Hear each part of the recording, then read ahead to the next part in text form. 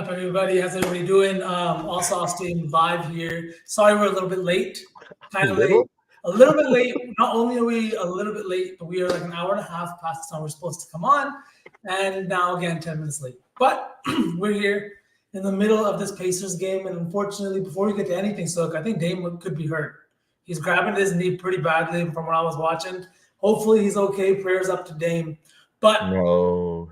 here we are, brought to you by Betting News and our partners over at BetOnline. Scan the QR code up in the corner for a deposit match up to $1,000. It's free play, guys, right? Run that shit up, take it for everything you can get. And it's right there. We got more books, we got more deals, everything like that. Go check us out on bettingnews.com. We got articles from NZ, Shaggy, Kobe, Rachel, everybody, Betsky, right? Lots of hockey, we got lots of plays, lots to do today. Check us out later on. I can't believe how uncommitted SPJ is. No. The Hindu. Guys is going to be in here. But for real, brought to you by Betting News. Vsauce here. And I'm just Sook. We took a long time just to do our intro, bro. We're so I bad at was this. a lot there. Yeah. I did say NC. Bozo double pack. That is what we got today, and I hope you guys are ready because we're gonna break down these two late games. This Pacers game is already kind of getting out of hand. My POD was in this game actually. V. It was Pascal Siakam over 3.5 assists. He's got 2 right now, and the Pacers are up big. What do you think what's gonna happen in the rest of this series? Are the Bucks cooked if Dame's hurt? Giannis has already been out. Yeah, if Dame's hurt, man, the Bucks are cooked. Bobby's not looking good. Middleton has looked really great in this series either. He did leave in game 2. I know at some point too, so he's always a little bit, shaky, in my opinion. I just don't know what to expect with these guys. And if Dame is really hurt, like the way he's grabbing his knee, he was on the bench. He didn't leave he didn't go to the back. So hopefully he's okay. If anybody in chat can update us. But I do think they're cooked, man. They could be cooked. Dude, they are cooked. We don't need to play nice. It's Friday. They're fucking cooked. It's Frisky Friday, and the Bucks are done. It sucks to say because I love Dame. I love Dame. But with injuries happening to older guys, and calves are a real difficult thing to rehab and come back with explosive push off of that leg. So I think the Bucks are fucked. But there is one guy I want to talk about before we break down this game. And it's a guy that also has a lot to do with injuries. And I want to know what you're going to think of this. I don't know. I can't corroborate this. I saw this right before we went live. And I saw this on Reddit. I don't know if you can read it. If you can't read it, I can read it out for you. So the NBA is copyright striking and removing compilation videos of Embiid's dirty plays in Game 3 against the Knicks. If you watch that game, Embiid went to the line a ridiculous amount. He shot the ball well, but he also had a lot of dirty plays, a lot of ticky-tack fouls. And if you're a Knicks fan, you have every right to be pissed. Dude, 45 points. And what he did, I mean, like, I know people are saying if that was Draymond, he would have been ejected. If it was anybody else in the league, they're getting ejected for that kind of nonsense. That was insane. He tried to put him in a leg lock and then throw him on the ground. That is another 7 foot, 250-pound man. What are we doing here, right? Yeah. The fact that the NBA, if they are really removing videos and copyright striking these videos, that's insane. That's I don't know what to say about that. Like, it happened. You guys didn't do anything about it. You're just trying to bury the body? Yeah, Hovey, as a Knicks fan, how do you feel about this guy literally out there hurting Mitch Rob, who's already got injury history all season? It's fucking rough to see. And Embiid's that guy that was like, oh, I have this injury history. Whenever I get into these kind of tussles and fall arounds, I have to protect myself, my own body. And then you see it with Mitch Rob, where he's fucking literally trying to hurt the guy. And I don't know if you can see here, but each of these videos, 1 million views, 500 views, 1 million views, 50 views, removed. And then one of the top comments was somebody already posted about this and the post was removed. That's insane. They're literally just hiding the body and they're like fuck, who knows about it? That's insane. I don't know what to say about this. It's fucking wild. I want more than just that one. Like, what? I only saw the major one where he tried to throw down Mitch Rob on the ground. Like, there were more. That was the big one, but there was more in that game. Really? Yeah, and just the way he was trying to take the fouls and fuck, did you watch that game? Embiid also had a very, very, very clear charge, and they challenged it. And I don't know why they challenged it because they just got away with a ticky tack shit on fucking Hartenstein the play before, and it was like the Knicks. If I was the Knicks, that's one of those games where you just like look at yourself, you look at the team, and you're like, all right, fuck it. And Tibbs talked about it. He's said he's gonna send in his clips to the league office, and the league office is gonna let him know, hey, to us that's marginal contact, and he's like, we're gonna have to just keep playing. Because that's exactly what's gonna happen. And you know what I mean? If there's nobody more hard nosed in the league, I think, than like Tibbs. He's a vet, but he deploy and he has that veteran mentality when it comes to coaching. That's why players don't want to play for him. It's been big news this entire week about Tibbs being the least or the most not wanting to be played for. I'm wording No, that. they wanted to play for him. Most players want to play for Tibbs. No. It was the It's opposite. the other way? Yeah, most players don't want to play for him. He's the least liked coach. Like nobody wants to play for him. That was like over 50%. Yeah, everyone's talking about it, saying that players are soft because nobody wants to play the minutes that Tibbs expects to. Nobody wants that defensive pressure. Nobody wants the intensity that comes at practice with Tibbs. Mm-hmm. But look at the product that he got. There were times where like fans were calling for his head. You know what I mean? And you and me, him being a former Celtics assistant for that 2010 championship team. 2010? No. Oh, wait. Fuck. But right, and then he went to the Bulls, and he had a great tenure with the Bulls too. And now he's showing that same kind of thing. He got the players that he kind of wanted. He got players that adapt to his kind of system, and when that happens, it works, right? Yeah. That's kind of crazy. But again, I like that mentality because that's the mentality the entire Knicks team carries. Move on. Next game. Game 4 is on the horizon, right? Sunday. Series for us made the call. Yeah. So I did talk about this in Spaces too. I said the 2 first games were so poorly officiated and everybody's talking about it and it's news everywhere. I could easily see this game being officiated in the opposite direction now with a bunch of makeup calls because also what series does the league want to go far? It's going to be the Sixers like a Knicks series. And now again, after what we saw in game 3, it's just another series that they're going to want to extend one more game. This is not going less than 6 games. Nope. You think it goes that 7 for sure? I don't know about 7, but I think the league's going to do everything they can to extend it as far as they can. Unless the team goes on a clear-cut run, and a series where the teams are so close like this, I feel like it's so much easier to manipulate the game from the league standpoint into whatever direction they want. All right, full-on tinfoil hat territory, right? We're not talking about what the teams are trying to do for the rest of the series. We're talking about what the league trying to do. 100% the teams are, but we have to remember that this is entertainment, and the league wants revenue, right?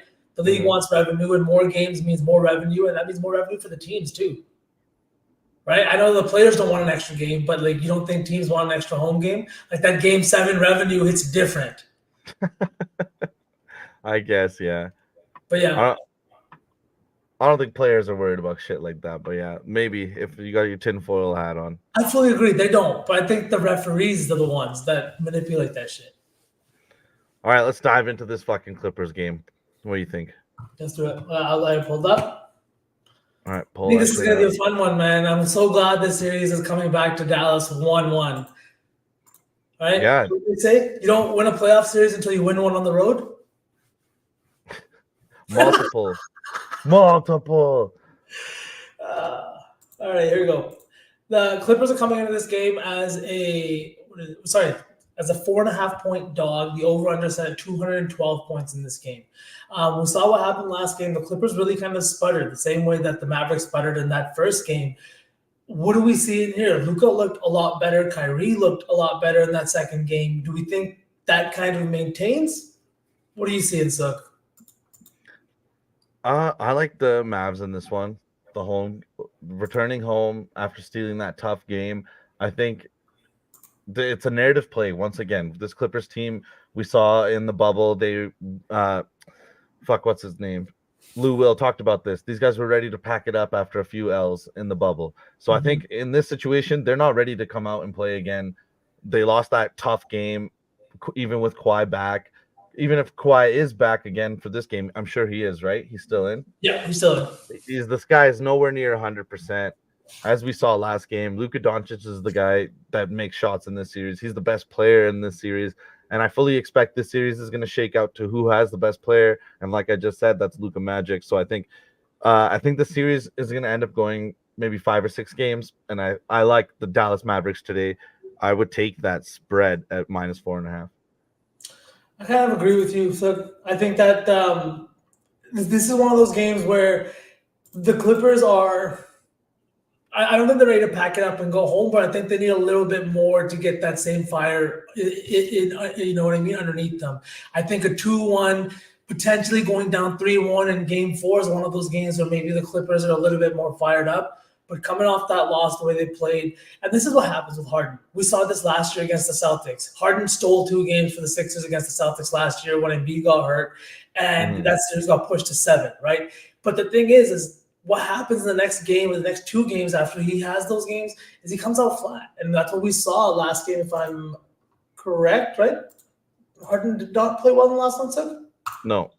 Yeah. I just No. maybe he played well in the first game. Played well in the first game. I just really think that it's going to be a tougher game. Yeah, he shot 6 of 14. You know, I just think that the Mavericks are going to come out with more edge.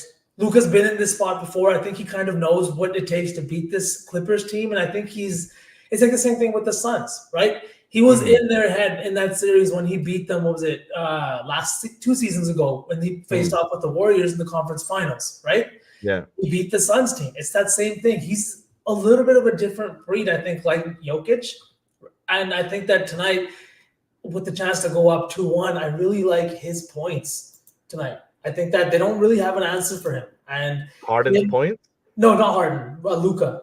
Luka's points. Oh, Luka's points. I'm going off what you're showing me on Outlier, my guy. I know. Sorry. That's why I was trying to move over towards it. I think it's over 33.5 is the line that you can get on most books. Yeah, 33.5 at -105. He hasn't hit this line yet, right? He had 33 and 32 points. I know he had a triple-double in the last one, but I really think that he's due for one of those 40-point playoff games that we see all the time. Pulls up three-pointer. Bang! Bang! It's good! I can't hear you, Suk. We got a Prendy bang. He's subbed up. Fuck yeah, Prendy. Thank you. But I really like Luka's points tonight. I think that his field goal attempts have been there. He's taken 26 in both games, but he hasn't shot the ball well, right? Despite putting up points and kind of playing well, he hasn't shot the ball well, and I think that he's due for some positive regression. I'm laughing because NZ made fun of me yesterday on stream, but as he should. I do still think that Luka is due for one of those big games against the Clippers, so I just want to pull up his history against the Clippers too. These 2 games, this season hasn't been one of those, but you see it. He's got these 40-point games, 43, 44, 35. I think he's in store for a big, big game today on a Friday night in Dallas, at home. They didn't make the playoffs last season.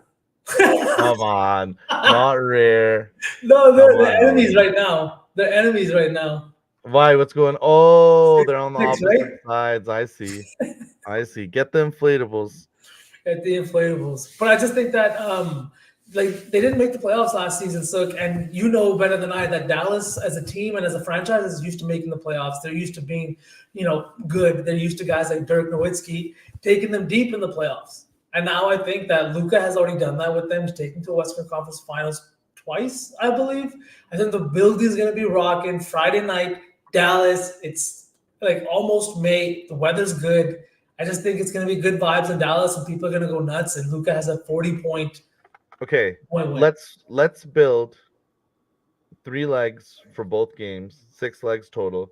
Let's take the Mavs 4.5 -4.5, and then you can get the money line. To be honest, if it's going to be 3 legs from this game, sure. Okay, Mavs money line. Then do you want to take Luka down to 30 and keep it safe, and then find a 3rd leg? Yes, let's do that. Okay, Mavs money line. What did you like in this game?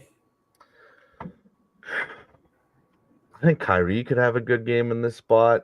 I think he's just such a cerebral player. I hate to say it. I don't like the guy, but I think he is, for all of his shortcomings when he tries to be an academic, the guy is a hooper.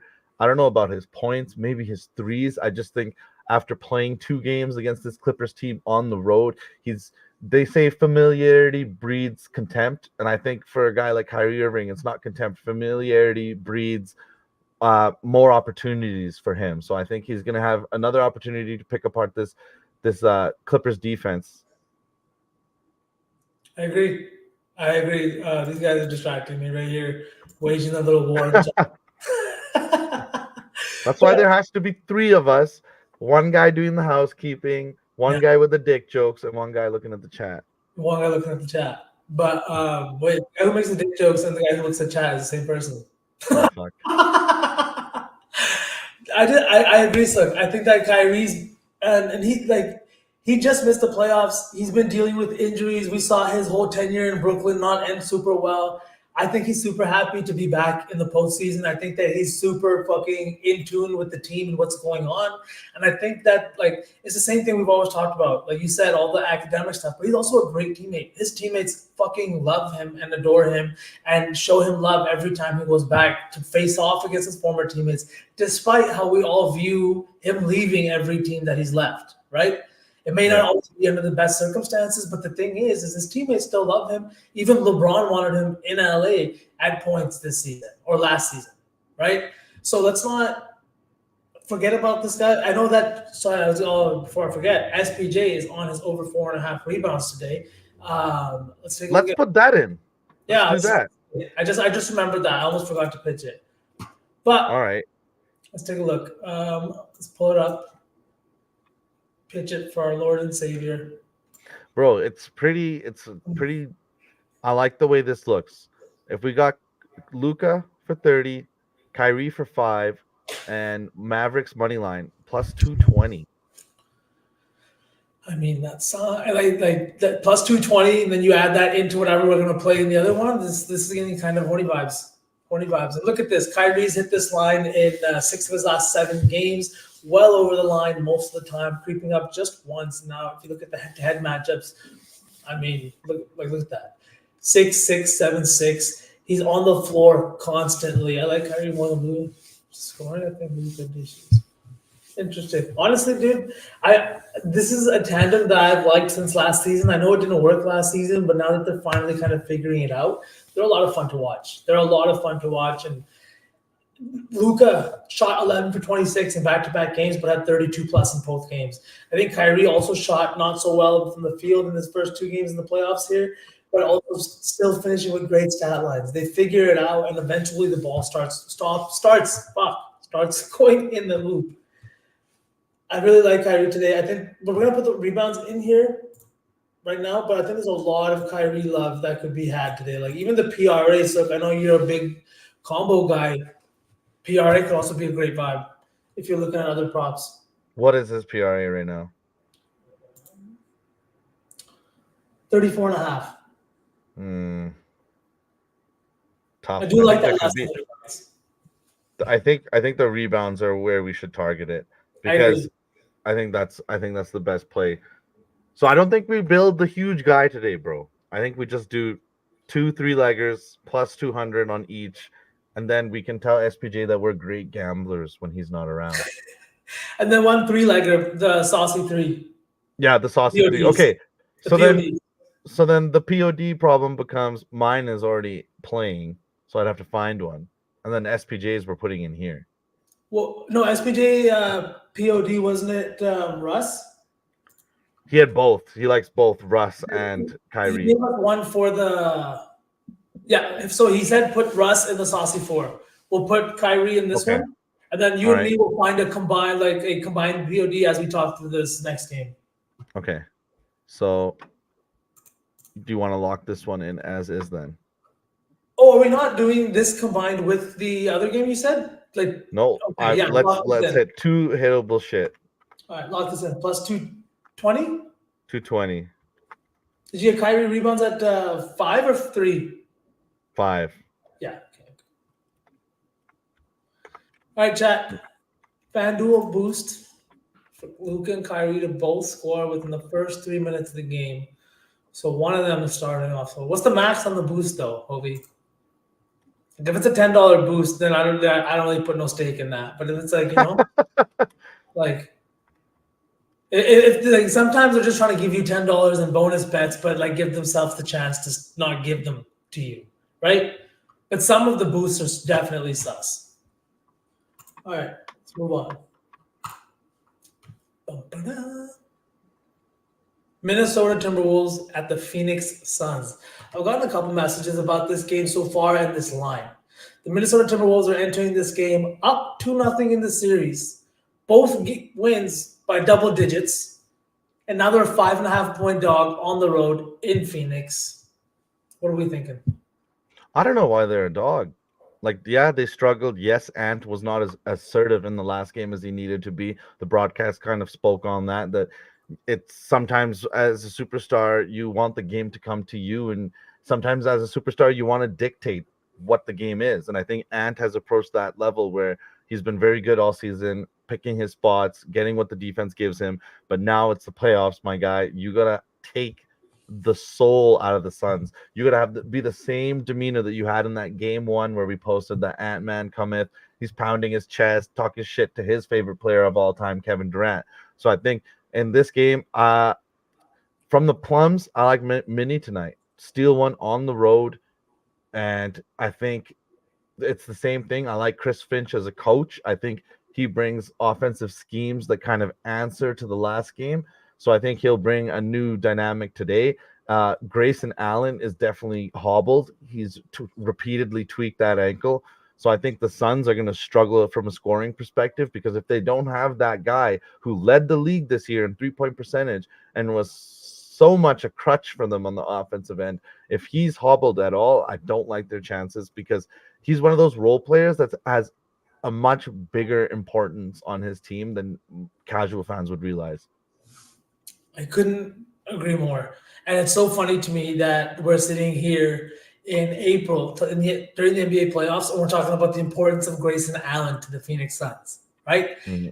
When this team came together in the offseason, Bradley Beal, Kevin Durant, and Devin Booker, not once did we think that this team's success hinged on the health of Grayson Allen, right? After all the injury games that they missed, after all the time that they didn't get to play together because of injuries. I think that one thing I saw highlighted, I can't remember where I saw it, but the lack of point guard for the Phoenix Suns now is becoming glaring. I know Booker was putting up good numbers at the beginning of the season, but now we've added Beal back into the fold, and Beal and Booker both look uncomfortable handling the ball, right? They don't look like they look comfortable in the sense, yes, they're capable of it because they can dribble up the court. Because for them, playmaking was an ancillary skill. It wasn't their primary objective when they had the ball in their hands. And even if they're doing it well, their scoring then is being affected. You're not getting the scoring output from them that you would normally get. And it's affecting Booker's shots. Booker having to not being able to play off ball, not being able to make those one-on-one moves in isolation that he's so used to making has now become glaring. I think that's why the Suns team has struggled so greatly offensively. If they don't get a big game from at least two of their big three, they're not going to win games. And do you think Book can bounce back today, or do you think this mini defense just has his number? What do you think? I think Jaden McDaniels might have his number. Like sometimes there's just certain matchups, like, you know, great scorers talk about it in retirement. Who was that defender or who was whatever, or even defenders talk about it. Who was the guy that always got you, right? Like, yeah. Sometimes, like Kobe's talked about it, and Tony Allen. That matchup has always been one that went back and forth, and I think that Jaden McDaniels might just be that guy, dude. And Booker has struggled against Minnesota. Let me pull up his numbers against Minnesota. But he struggled against Minnesota, and like you highlighted, Anthony Edwards didn't play well. And if there's anyone that's going to play good in a road environment in the playoffs, so like, who do you think is prepped for that moment more than Anthony fucking Edwards? Yeah. Right? He lives for these kinds of moments. Silencing the crowd. I know he's loved playing at home, but he seems like the kind of psychopath that is more hyped up by the silence of the road crowd than the energy of the home crowd. If you know. So are we both on the Wolves tonight? Yes, I'm on the plus 5.5. We're both on the Wolves. All right. I think we got to put 5.5. We could even buy 2 points if we want, like to 7. Sure. Parlay, right? Like we took Mavs money line. We could buy this to like 7.5. Okay. Talk to me. right? Just to give us a little bit of cushion. All right. So then let's start here with the Wolves on the spread. And then I want to do something with Nickeil Alexander-Walker, probably RA, depending on the line, or maybe points or threes.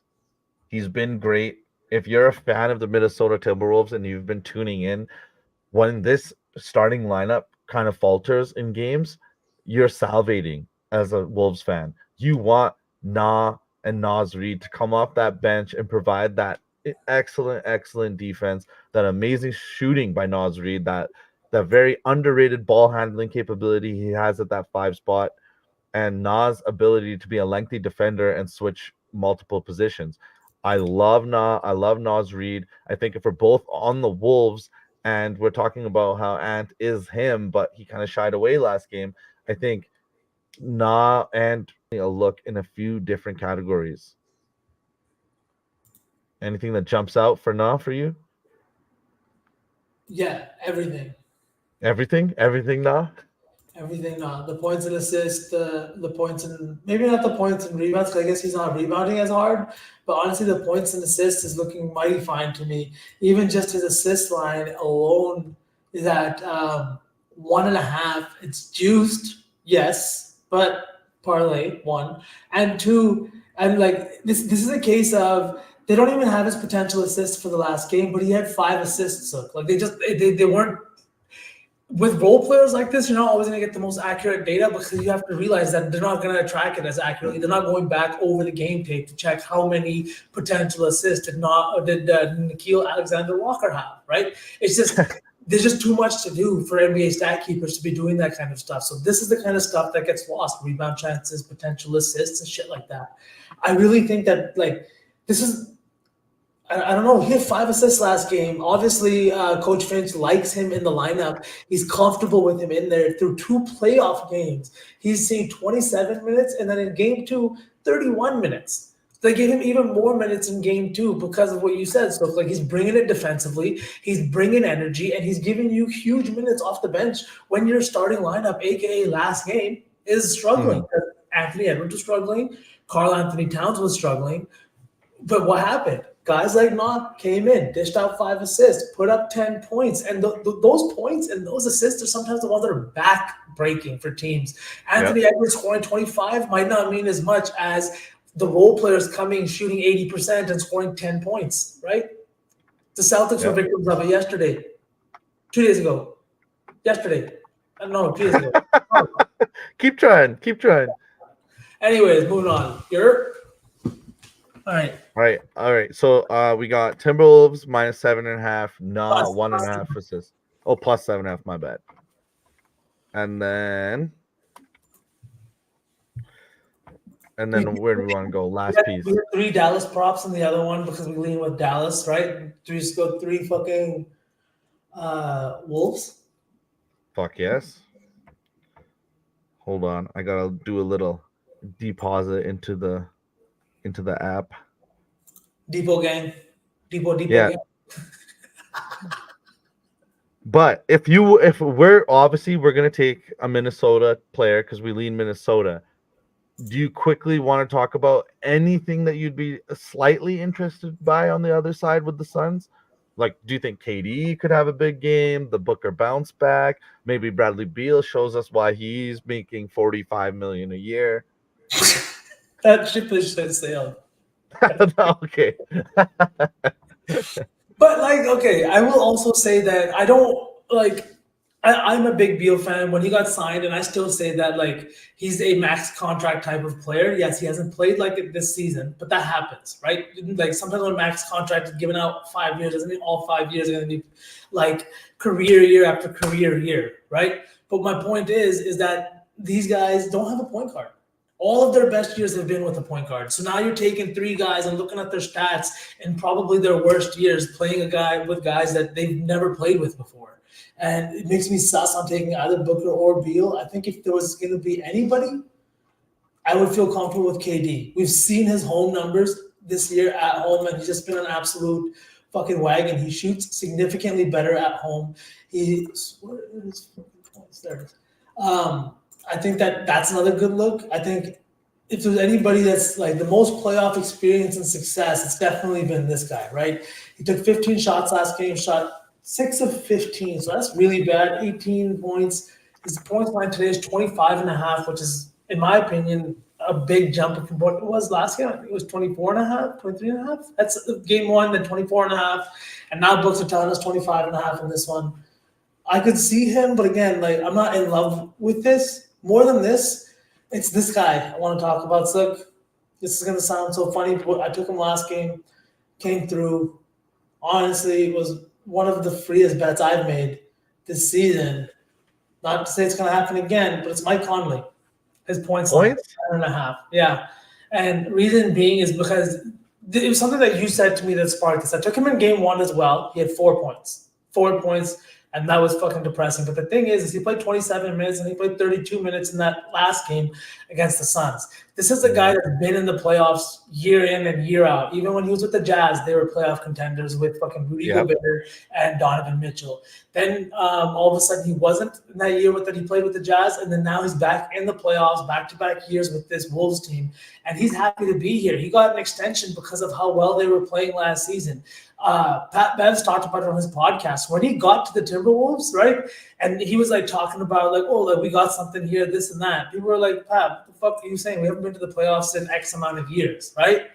And they made the play in that year, and like they built on that every single year. And I think that Mike Conley is definitely a part of that foundation that the Wolves are trying to lay right now. And it's an important thing for Rudy Gobert, because the thing is that pick and roll game is so much better when Mike Conley is taking that jumper. And if you see his field goal attempts over the last 2 games, this is why I like this play. The significant jump here now in the playoffs when the games mean that much more. He shot 2 for 12 in game one. He did not stop shooting though, because the thing is the Suns have no point guard. They don't have an actual matchup that he's seeing out there. He's seeing guys that are playing help defense. He's seeing guys that are the last ones to rotate. And because of that, he's taking the shots. And I think because he's in the playoffs, he wants to be here. He's not one of these like vets like Al Horford that are hungry for a championship in the later stages of their career while they're still playing at a high level, right? I like him again tonight. The volume is there. I think that it's a matchup he can prey on and continue to. And I think that tonight over 11.5 is definitely something that's like on my radar. The assists, I don't really like as much. I know he had 7 in that first game, but the potential assists just aren't there. They're not even being recorded for some reason, and that's strange for Mike Conley. All right. I like the Conley look. They talked about on the broadcast last game that he kind of told the team, hey, I can score 30 every night, but I don't think that's my role within this team. If you force me into the scorer spot, I will deliver for this team. And that's what he did last game. So I understand why you like the points line. He's the kind of guy that understands these kind of opportunities to be a contender don't come around often. But I do have what I want to put in for this 3-legger. I have it. And, I'm surprised we haven't talked about it yet. We kind of mentioned his name earlier. Mr. Jaden McDaniels, bro, 5 rebounds is plus money. I'm in. I'm done. I need you to bring it up. I have no idea why the line is here. I'm bringing it up. I was going to ask you for a Jaden McDaniel play. Like we talk so much about him, we can't not look at this. Like, look at this. Yeah. Look at his minutes, man. Look at his minutes. They want him on the floor as much as possible. 37 minutes in game one. And then Coach Finch probably talked to him, and he's like, yo, guess what? Can you play more minutes? And Jaden McDaniels is the type of motherfucker to be like, yeah, 100%. Cat threes is a good look too. I do like that too. He had a lot of open opportunities, and I think the Suns team, their defense is mediocre. They have trouble switching. Nurkic isn't exactly the most mobile guy getting out back to the perimeter. So I love Cat threes as a play as well. What is Cat's line at 3? 2.5 probably. I think it's been sitting at 1.5 because of his play time. I know that he's not been playing full minutes. Austin, as far as I know, me and V are not, but I'm sure someone will end up on there. I know NZ was asking, or Chef, but we will not be on there tonight. Dude, where is it? Where am I looking for? Oh, at the top. Sorry. Okay, I'm just building out this guy right here. So we had 7.5, right? 7.5. Plus 7.5. Plus 7.5, yeah. And then we had Nah for 2 assists. I kind of like this too, Austin. Just I know like over 1.5, it seems super sus, but like he played 26.6 minutes in the first game because I think that one stayed a little bit closer for a little bit longer. The second game kind of got out of hand a little bit faster from what I remember in that third quarter. And I think Coach Finch was able to send him to the bench a little bit because that's the thing. With a guy that you're already on a minutes restriction, the minute you can send him to the bench, you're going to do that. And as you should, right? I think that over 1.5, though, like that's a line he could hit on back-to-back possessions. He's been shooting poorly since he's returned from injury, right? I get that. I really do. But the thing is this is Karl Anthony Towns. Like Jeff Teague said it, he's like, this is Wemby before Wemby. He's a fucking baller, right? He can put the ball on the floor. He can hit it from deep. He can post you up. And I think that he's due for a big game. He could hit 3 threes in one half of basketball. I know his volume hasn't been there either, but it's going to take a turn. There's going to be a game here where he sees one go through the hoop early, and then there's 2, maybe 3, maybe 4 to follow. Okay. McDaniels, 5 boards. Alternate spread plus 7.5 Timberwolves. Alexander Walker, 2 assists. That is plus 400. Dude, that is we got a plus 220. We got a plus 400. I'm just gonna add it as a banner, and then we can do a little lotto. Yes, we're doing a lotto with a saucy 3. Which one? What would you like to do? SPJ didn't give us a lotto leg. Do you have a lotto leg? We can always find a lotto leg. We can always take SPJ's whatever. What was it? Russ rebounds. We can take it up a little bit. Take it up a little bit. Yeah, I would be down for it. We could just do a lot like a saucy lotto today if we want. Yeah, because we got 2 regular guys, 3 legs, role players, spreads, money lines, kind of diversified a little bit. All right.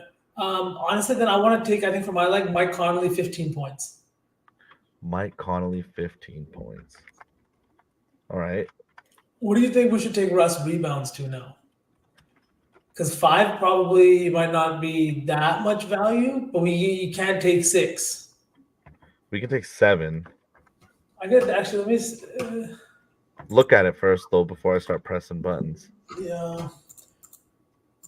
He's been good in the first game here. Well, the first 2 games. It's just Both what, Austin? Both what? Both what? We appreciate everybody vibing out with us. We know you only come for SPJ, but it's nice that you're here for us too. And we were fully 2 hours off our regular scheduled timing. I know that always throws everyone off, even us. We'll be back Sunday though, regular time. Regular time in the morning, and then SPJ will also be joining us. Okay. So he's had 4 and 9 rebounds in his last 2, and he's hit this line in 6 of his last 7 games. He's played 23 minutes and 24 minutes in these 2 playoff games. Oh, lotto and saucy. Jesus, Austin. I don't have that much brain power today. We'll be double dipping at that point on everything. Yeah. Yeah. Let's do a fucking lotto. Let's do just for the people we got here. Let's do a little lotto in there. So we could take like Russ has 4 and 9. I don't know. What do you think? The Mavericks don't rebound well against guards. From what I'm seeing, this is a line he hits often against Dallas, as you can see. I can get Russ 7 rebounds for plus 450, bro. That gets the job done. That gets the job done. All right, Russ, 7 rebounds. Risky, yes, it is risky. That's why it's a lotto. It's from our man Jesus, who's stuck in Portugal. Yeah. Chat, if you got any lotto pieces that really stand out for you tonight, we'd love to hear them. So then maybe we don't take Russ 7+ rebounds. Or maybe we do We both. do. Let's just do it. Let's just do it. Russ 7, Conley 15, and one He more had leg. 9. Russ had 9 last game. Yeah. So he's hit 2 out of 4 against his team. Yeah. What's the total on this game? Is it higher or is it low? 212 is lower. 212. So rebounding opportunities. I think Manny's gonna hit us with a lotto piece. I think honorarily we should toss that in. Manny, you have a lot of piece? Send it. He said, "I got you, bro." He's probably just checking his notes. What's up, Ma? Missed you too, bro. You got a lotto piece? Luca 12 boards. Do we do a rebounding lotto? Just scrap this one? No, Or no. like scrap Conley? No. Oh yeah. No, we can put Conley in there. Let's do Conley 15. Luca, we have to do 13 rebounds. We can do 12, can we? Hold on. Luca boards. Missed you too, Bro, Ma. if I do Luca 13 boards, it's 425. I'd have to go to 13. Yeah. How do you feel about that? That's a lot. That's a lot. Kyrie 7. 7. I mean, I don't want to double dip on Kyrie. Yeah, we'll be double. But Austin, I love the rebound look for Let's Kyrie. get Karl Anthony Towns 3 threes. Okay, let me build this up. So we had Conley for 15. Wait, my brain is breaking. All right. Points, Mr. Mike Conley. His 15 points is only plus 180. I mean, the other two legs are pretty juiced, aren't they? I can take his. No, they're like 400, bro. That's pretty juiced. Plus 400. Compared to, come on, I can take Conley at. Would you take it to 18 for plus 375? Yeah, let's do it. You would? Let's do it. That was a friendship test. Let's do it. Let's do it. Mike Conley. Mike Conley. All right. 18. Okay. Last time you wanted to make a TikTok of me when I disagreed, I said don't do it. This time, if Mike Conley gets 18 points, you can make 5 TikToks about me. Okay, deal. Done. Clip it, chat. Ma, what's your ugly piece? Hit us with it. Uglier than Mike Conley, 18 points. We'll replace it. Okay, Mike Conley, 18. Now you got to remind me. Oh, Josh Green, 2 threes. I am a fan of his. I get down with some Josh Green love. Okay, but you got to remind me now where we're going with this. We had Russ 7 rebounds. Yeah. Russ for 7. That was it. Those are the 2 we had? No, didn't you add Karl Anthony Towns 3s? 3 threes. Karl Anthony 3 threes for Cat. For Mr. Cat. Looks like Dame's back in the game though, so that's good. Cat 3 threes is plus 250. Oh, it's not letting me do those together. I can't do Connolly, Alt, and Cat 3 threes. Just do Conley 15 and see what the odds come to for those 3 legs. Connolly 15. For those, not letting me do that either. It's not letting me do Conley and Cat together. What can you do with Conley 15? Let's just do Josh Green from the other game. 2 threes. Josh Green? Yeah, you said you liked it, right? I do like it. You want to bring it up on here real quick? I think he's an insane athlete, and I think he has opportunities to get those short corner threes wide open. I just don't know what his actual performance has been in these few games here. But I love when this guy gets the outlet pass and fucking explodes out to the fucking sidelines. He's a great player. His last 10. He's not been great. Ooh. That'd be a legacy performance, Ma. He's only had 2 attempts in the first 2 games total. Yeah. I love him as a player, but that for 2, I'd play that straight if I liked it. All right. Okay, Russ, and then, dude, Russ 7 rebounds. Mike Conley 15 points is already 1440. Okay. Should we just add Wolves money line to it? Because we both like the Wolves. That's a lot of piece in itself. Okay. Let me try to put this in. Money line. This thing is geeking, man. It's not letting me do anything Wolves with Mike Conley. Okay, hold on. Let me build it up on FanDuel. Yeah. We can get the odds. Please. Give him Yeah, the this chat. thing's stupid right now. I hate when 365 does that shit. Dude, the logic is sound. It is very, very sound. And no, we will not be streaming tonight on playback. Maybe Sheffrey might be tapping in the late game, but as right now, we have nothing scheduled, guys.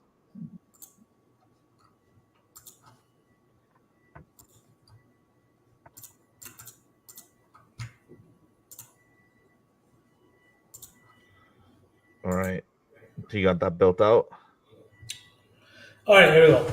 All right, 3 legs here, plus 3,765. We got Karl Anthony Towns, 3 threes, Mike Conley, 15 points, and Russell Westbrook, 6 rebounds instead of 7. 6 rebounds. Because I'm FanDuel, Okay. you can get those. So plus 3,765. All right, chat. 3 legs. All right. 3 guys to do their jobs. And we won't be posting that one. That one's just for you, the guys that are here. So, V, you want to read that one off one more time? Yep. We've got Karl Anthony Towns for 3 threes. And we've got Mike Conley for 15 points. And then last leg to bring us home, Russell Westbrook to get us 6 rebounds. Manny, those are all on FanDuel. All those lines are available on the Blue Book. But they're also available at our partners on BetOnline. So go start an account there. Use that barcode up in the corner for $1,000 match deposit bonus.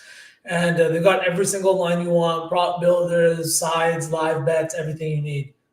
They'll also have all of these lines available. That's the other thing, that their ladders don't go up odd or weird numbers. So like they do on the book that we've used, they have every number. And we will be posting both of those 3-leg parlays for both of the late games as soon as we tap out here. You got anything else for the kiddos, V? I think that's pretty much it. We'll have SPJ back on Sunday, so we'll play some games. We'll have some fun as the season's not winding down. We've still got plenty of games. Let's not get sad yet. But that's it. Somebody might be on playback tonight. Obviously, keep an eye on our Twitter. Make sure you follow all our socials. Follow all of us over at Betting News. Follow me at Vsauce. Make sure you follow Just Sook over there. Follow our Lord and Savior at Sweatpant Jesus, no S. And catch us all. Go check out Betting News. We've got scribbles. I'll have scribbles coming out in these 2 games. I'll be writing a little more about Mike Conley if you want to see why I love this place so much. We got scribbles from NZ, Betsky, Kobe, Shaggy, the whole gang. We got plays all day: baseball, hockey, basketball. So tap in and let's tap out your bookie. Sook? No, let's have a day. Thanks for tapping in. Take it easy, guys. What you know about rolling down in the